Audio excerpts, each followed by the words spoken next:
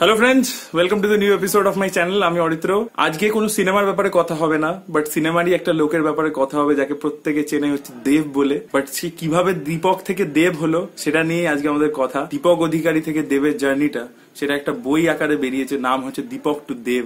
এবং আজকে বই মেলাতে দুপুর 3টের সময় সেই বই লঞ্চ হয়ে গেছে, সেখানে আমরা গেছিলাম অরিত্রস জ্ঞান। এই যে গল্পটাকে লোকের সামনে পৌঁছে দিচ্ছেন শর্মিলা মাইতি ম্যামের সাথে আমার কথা হয়েছে, ওনাকে কিছু প্রশ্ন করতে পেরেছি এবং ওনার পয়েন্ট অফ ভিউ, উনি কি বলতে চাইছেন এই গল্পটির মাধ্যমে, মানে গল্প নয়, এটা জীবনী, মানে রিয়েল ব্যাপার, এবং এটা কতটা ইন্সপায়ারিং লোকেদের ক্ষেত্রে সেই জিনিসটা, তো সেগুলোর ব্যাপারে আমরা দেখবো। ভিডিওটা স্টার্ট করবার আগে আপনাদেরকে বলতে চাই, please please please use your headphones, কারণ ভিডিওতে যেসব জিনিসপত্র আপনাদেরকে দেখাবো সেখানে সাউন্ডের একটু প্রবলেম আছে, তো হেডফোন থাকলে আপনার শুনতে একটু বেশি সুবিধা হবে। তো প্লিজ ইউজ ইউর হেডফোন।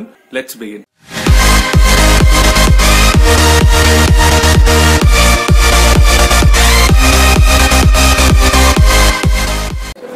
তো রয়েছে এখন বই মেলাতে, চারিদিকটা দেখাচ্ছি।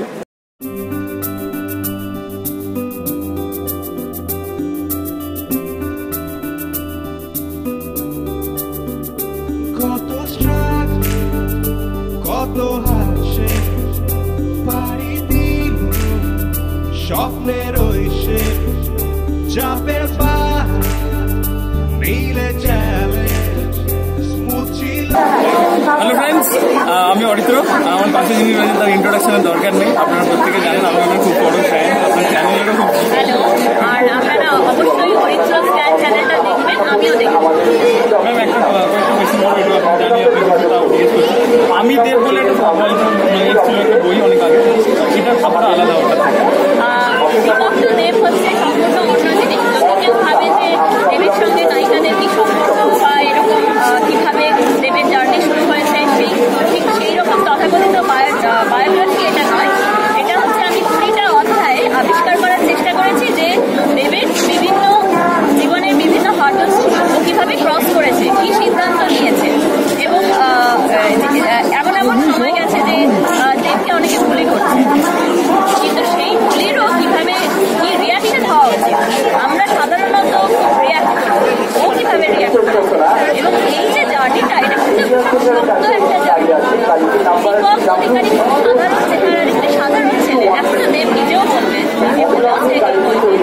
আমি বিলো অ্যাভারেজ, আমাকে দূর থেকে জার্নিটাই, কিন্তু সে সেখান থেকেই যেভাবে তার আবির্ভাবে উন্নতি হয়েছে প্রত্যেকের জীবনে, কিন্তু এই ভবিষ্যৎটা খোলা, ভবিষ্যৎটা যে কেউ নিজের মতো করে গড়ে নিতে পারে।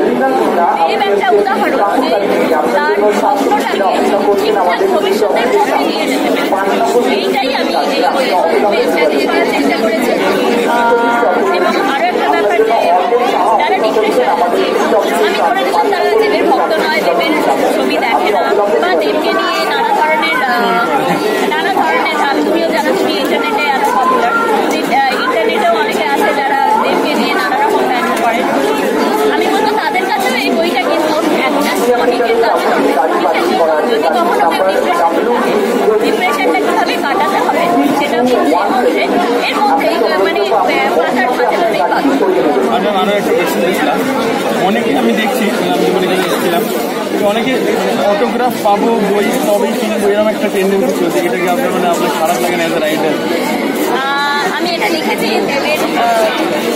দেবই আমার সাবজেক্ট, এবং সাবজেক্ট যদি দর্শক পাঠকের কাছে পপুলার হয় তাতেই কিন্তু লেখকের একটা আনন্দ হচ্ছে। এবং অটোগ্রাফ পাওয়া অবশ্যই সবার কাছে একটা অ্যাচিভমেন্ট। তোমার শাহরুখ খানের কাছে, শাহরুখ খানের লেখা যদি কোনো বই বেরোয়, কিন্তু মনে কি লাগে যে শাহরুখ খানের বইটা কি কে লিখেছেন, এটা খুব কম লোকে মনে রাখে। 95% লোক কিন্তু শাহরুখ খানের জন্যই সেই উদ্দেশ্যটা নিয়ে তারা এসেছেন, আমার সেটাই ভালো লাগে। না না না, ওয়েলকাম, আমার খুব ভালো লাগে। অরিত্র স্ক্যান আপনারা দেখবেন, ও খুব সুন্দর ট্রেলার রিভিউ করে এবং ভালো ফিল্ম রিভিউ করে, আমি নিজে দেখেছি, আমার ওর জন্য অনেক অনেক